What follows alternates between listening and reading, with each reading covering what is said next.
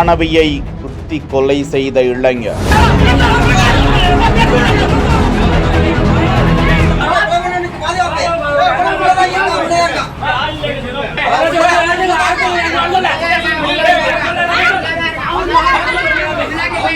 காதலிக்க மறுத்ததால் கொலை நடந்ததா?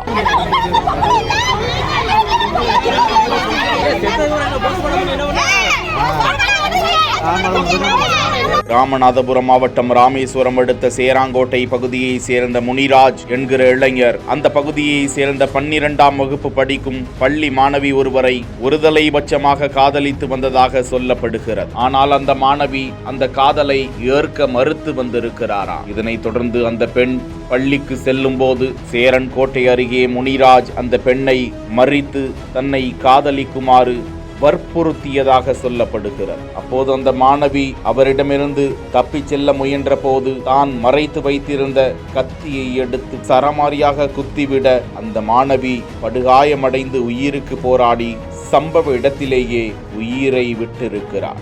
சம்பவ இடத்திற்கு விரைந்து வந்த காவல்துறை அதிகாரிகள் அப்பகுதியில் கத்தியோடு நின்று கொண்டிருந்த முனிராஜை கைது செய்து விசாரணைக்காக காவல் நிலையம் அழைத்து சென்றனர்.